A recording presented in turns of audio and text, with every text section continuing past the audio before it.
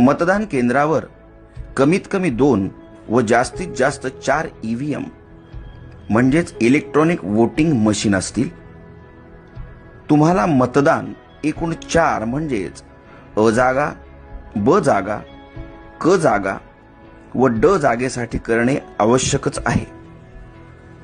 उमेदवारांच्या संख्येनुसार या 4ही जागांची आखणी ईव्हीएम मशीनवर होईल. कदाचित या 4ही जागा 2 ईव्हीएम मशीनवर आखल्या जाऊ शकतात.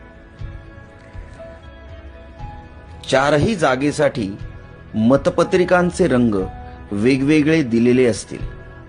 अ जागेसाठी पांढरा रंग, ब जागेसाठी फिका गुलाबी रंग, क जागेसाठी फिका पिवळा रंग व ड जागेसाठी फिका निळा रंग असेल.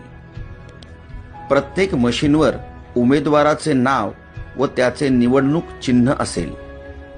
अ जागेखालील योग्य उमेदवारासमोरील बटन दाबा, लाल लाईट लागेल. याचा अर्थ अ जागेसाठी मतदान प्रक्रिया पूर्ण झाली. ब जागेसाठी हीच पद्धत वापरा. क जागेसाठी हीच पद्धत वापरा. ड जागेसाठी हीच पद्धत वापरा.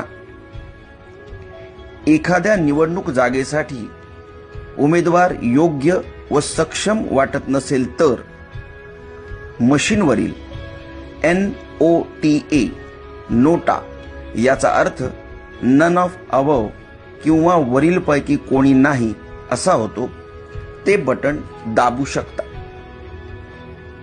पण जरा विचार करा, कारण तुम्ही भारत देशाचे सक्षम मतदार आहात आणि तुमचं एक मत देशाचं भविष्य बदलू शकतं.